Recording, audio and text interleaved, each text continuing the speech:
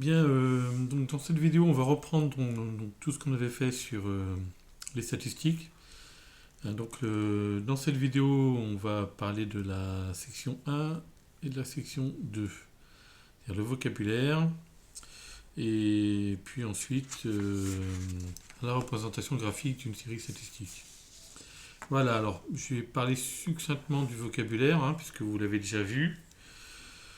Donc, je vous rappelle que la population est l'ensemble sur lequel vont se porter les observations et que chaque élément de la population est un individu. Alors, il faut se méfier de ces termes-là puisque, comme je vous l'avais expliqué, la population, ça n'indique pas forcément des personnes. On peut faire des statistiques, par exemple, sur la qualité d'une production. On peut, par exemple, imaginer que on fait des statistiques sur la production de boulons et on veut connaître la qualité des boulons en sortie de chaîne. Et dans ce cas-là, on va faire des statistiques. Et donc la population, ça va être l'ensemble des boulons, par exemple, d'une journée de production. Hein. Alors, je vous rappelle que le nombre total d'individus est appelé effectif de la population, ou effectif total. L'effectif total est donné par la lettre N.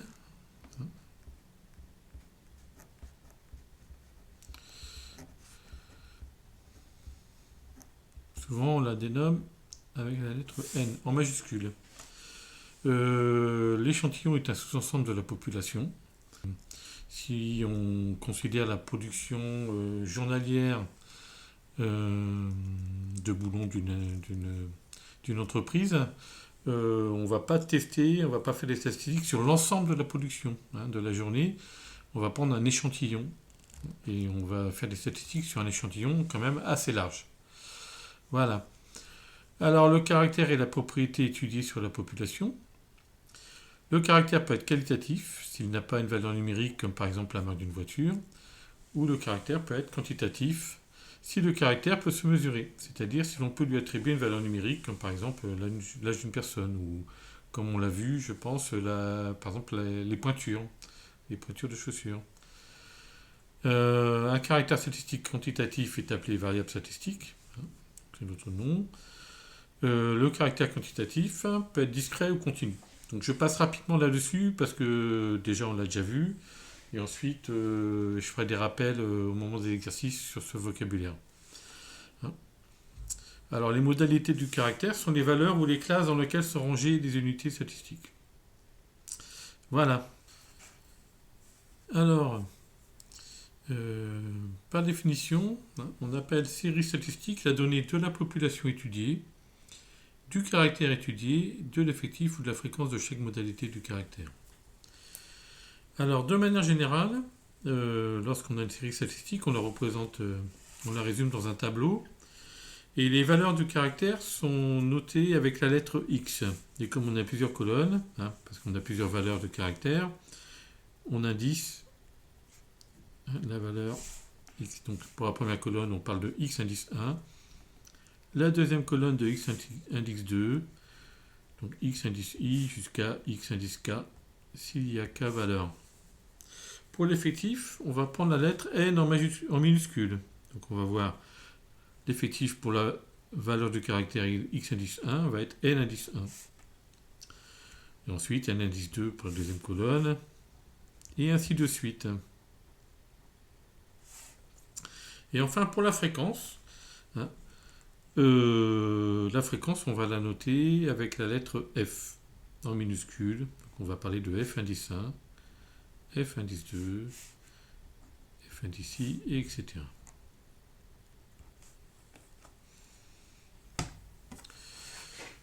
Alors pour calculer l'effectif total N majuscule, on peut faire donc on fait la somme des effectifs N indice 1 plus N indice 2 jusqu'à plus N indice K.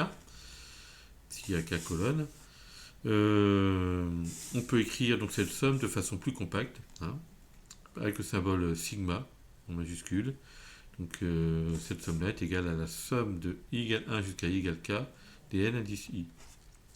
De la même manière, on peut calculer pour chaque colonne la fréquence. Donc pour la première colonne, par exemple, la fréquence du caractère X indice 1 va être égale à N indice 1 divisé par l'effectif total, grand N. Si on veut la fréquence en pourcentage, on multiplie le rapport. Alors on va passer à la représentation graphique d'une série statistique. Alors, premier cas, le caractère est qualitatif. Dans ces cas-là, on représente la série par des diagrammes circulaires ou en bâton.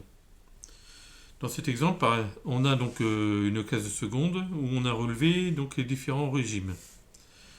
Donc les régimes sont soit externes, demi-pensionnaires ou internes. Donc la série statistique est résumée dans ce tableau-là. Donc il y a 10 élèves de la classe qui sont externes, 15 qui sont demi-pensionnaires et 5 internes. Alors ici, donc la population étudiée, c'est les élèves d'une classe de seconde. Et le caractère étudié est le régime. D'accord ? Alors, première façon de résumer donc, dans un diagramme cette série statistique, c'est en utilisant un diagramme en bâton. Où ici, sur l'axe horizontal, on va avoir le régime. Je vais prendre un autre stylo. Et sur l'axe vertical, on va avoir l'effectif.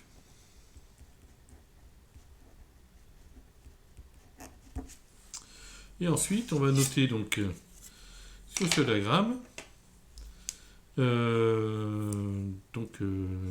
les valeurs des effectifs pour chaque régime. Alors, on a une graduation sur l'axe des effectifs. On va aller de 5 en 5, hein, ici. Donc, on va avoir 5, 10, 15. Donc, pour le régime interne, on a donc un effectif de 10, donc ça correspond à ce bâton. Voilà. Ça.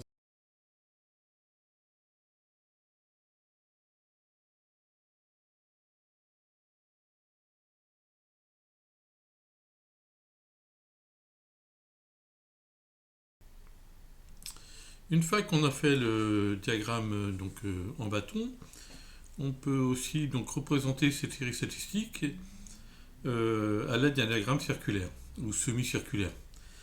Alors ici, donc, on a choisi de prendre un diagramme circulaire. Donc, on va déjà commencer par tracer le diagramme.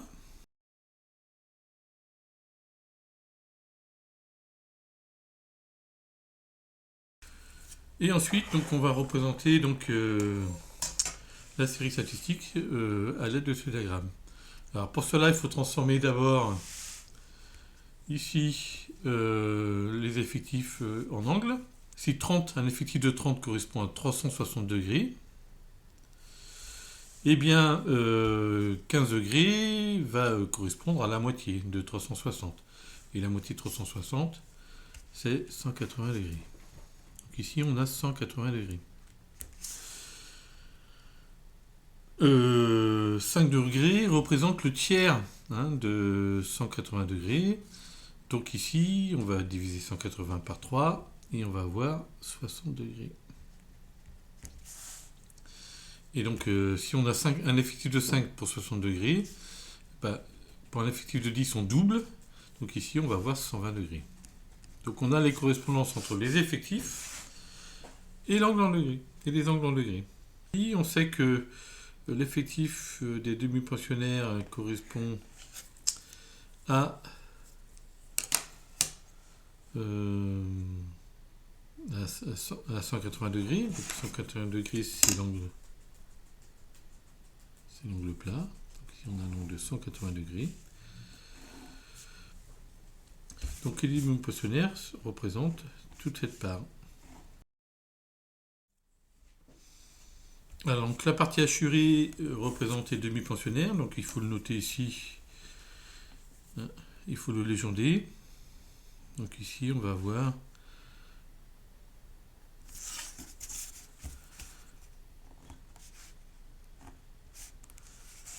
le fait que la partie assurée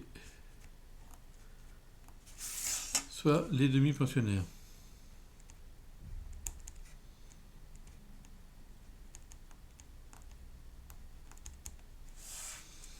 Ensuite, pour les externes, donc on a un effectif de 10 qui correspond à un angle de 120 degrés.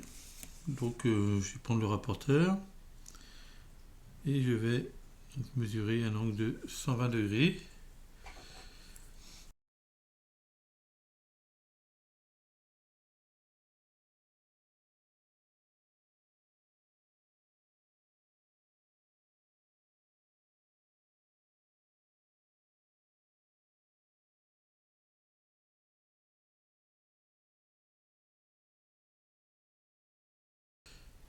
Donc voilà, donc on a donc obtenu le diagramme circulaire représentant la série statistique ci-dessus.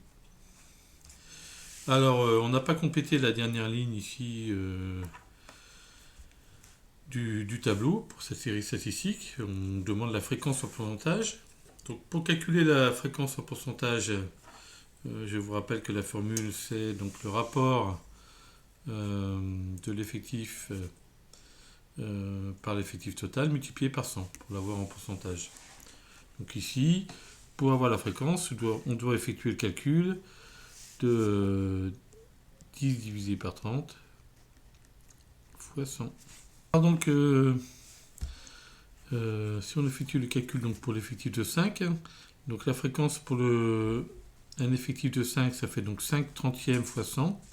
On trouve 16,666 avec une infinité de 6 derrière. Arrondi à l'unité, ça nous fait donc du 17%. Alors on peut voir que si on effectue la somme ici des fréquences, on trouve bien 100%. Alors donc on va regarder comment on peut représenter une série statistique lorsqu'on a affaire à un caractère quantitatif. Alors pour les caractères discrets, on peut utiliser des diagrammes en bâton comme on l'a fait ultérieurement. Et pour les caractères continus, on utilise des histogrammes. Alors pour les histogrammes, il faut faire attention. On doit tracer donc des rectangles. Et l'aire des rectangles doit être proportionnelle aux effectifs. Alors ça cause aucun problème lorsque, par exemple, on a affaire à des classes qui ont la même amplitude. Alors l'amplitude d'une classe, c'est en fait, ici, c'est par exemple pour une classe qui va de 35 à 37, l'amplitude est 2, puisque 37 moins 35 est égal à 2. Donc on voit ici que chaque amplitude est égale à 2, pour chaque modalité.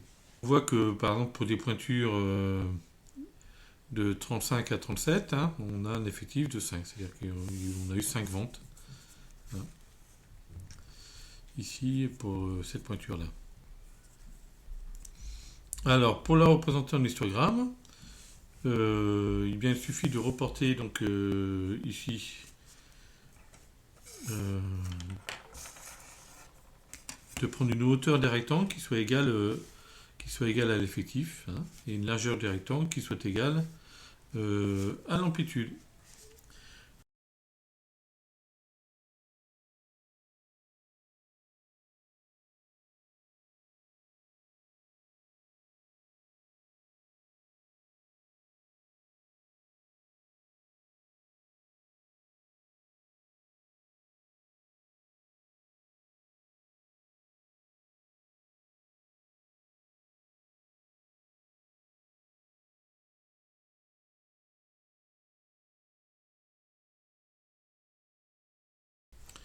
Donc voilà, donc ici donc on a représenté donc cette série statistique en diagramme, en histogramme. Et on a bien, comme l'amplitude est toujours la même, en prenant donc la hauteur d'un rectangle égale à l'effectif, on a donc une aire qui est proportionnelle à l'effectif, une aire de chaque rectangle qui est proportionnelle à l'effectif. On a bien un histogramme. Bien, alors on va voir que l'histogramme est un peu plus compliqué à faire si l'amplitude des caractères n'est pas la même. Effectivement, ici nous avons donc des caractères, donc le caractère étudié et la pointure. Ici la pointure va du 35 au 39, donc l'amplitude ici est égale à 4. Là ici la pointure est du 39 au 41, donc l'amplitude est égale à 2. Pour cette colonne, l'amplitude est égale à 2 aussi. Et enfin ici, on va du 43 au 49, donc l'amplitude est égale à 6. Vous voyez, qu'on a des classes où les amplitudes ne sont pas les mêmes. Alors je vous rappelle que dans un histogramme, c'est l'aire des rectangles qui est proportionnelle à l'effectif. Il y a l'effectif ici, donc par rapport, on peut le reporter ici, de 35 à 39, on voit qu'il y a 5 plus 7 comme effectif. Donc 5 et 7, ça nous fait 12. Pour de 39 à 41, on a toujours un effectif de 8. De 41 à 43, un effectif de 6. Et enfin, de 43 à 49, on a un effectif de 4, plus 3, plus 2. Ce qui nous fait 9. Alors, imaginons ici que l'on prenne comme effectif, comme hauteur du premier rectangle, que l'on prenne l'effectif ici, 12.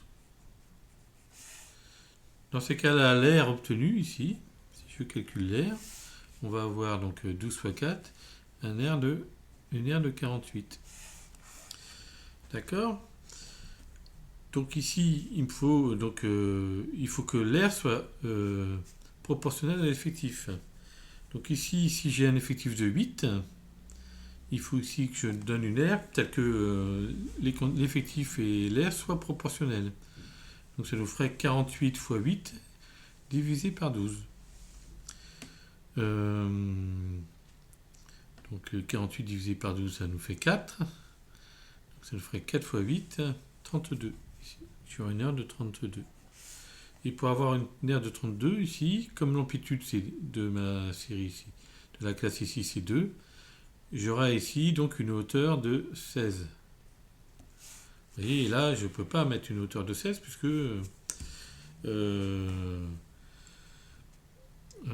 ici, j'ai pas la place sur l'axe vertical. La gradation n'est pas assez petite pour avoir donc une hauteur de 16. Voilà. Donc je ne peux pas prendre une hauteur de 12. Pour que cela fonctionne, il va falloir que je prête une autre valeur. Alors je vais prendre par exemple une hauteur de 6 ici. Bon, je vais mettre en rouge. Si je prends une hauteur de 6, cela signifie que là, mon aire est égal à 6 fois 4, c'est-à-dire à 24. Alors ici, c'est pas l'effectif qu'il faut mettre. Vous me barrez ça. Donc, si j'ai une hauteur de 6, je vais avoir une aire donc, du rectangle qui est égale à 24. Alors, si je veux que ce soit proportionnel, et bien ici, donc, il faut que mon aire soit égale à 24 fois 8 divisé par 12. Et 24 fois 8 divisé par 12. Donc 24 divisé par 12, ça nous fait donc 2. Et 2 fois 8, ça nous fait 16. On voit bien qu'ici, donc, on a en fait, ici, l'aire est 2 fois plus grande que l'effectif. Donc ici, je vais avoir 12. Et ici, je vais avoir 18. Et maintenant, il faut que je détermine la hauteur. Donc là, j'ai bien une aire qui est proportionnelle à l'effectif. Et donc là, il va falloir que je choisisse la hauteur de chaque rectangle pour que, ici, l'aire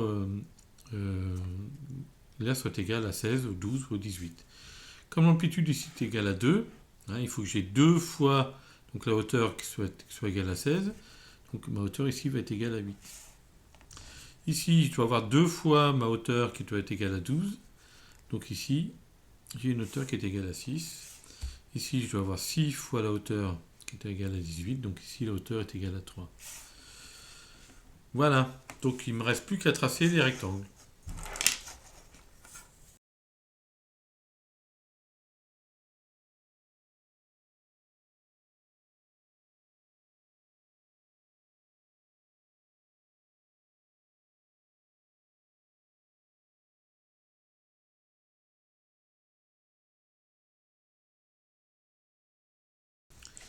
Alors voilà, donc on obtient donc l'histogramme de la série statistique. Donc si on compare les deux histogrammes, on s'aperçoit que donc, le deuxième, là où les classes ont une amplitude différente, est très peu lisible parce que en fait, par exemple, si on regarde la pointure entre 35 et 39 et la pointure entre 41 et 43, Ici, la hauteur des rectangles est la même, alors que l'effectif n'est pas du tout le même. Hein. On a un effectif de 12 et un effectif de 6.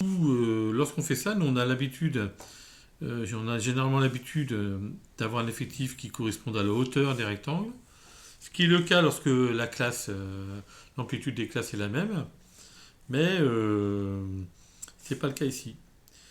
Donc ici, la lecture de l'histogramme est très difficile à faire. C'est pour ça qu'il est très très peu utilisé.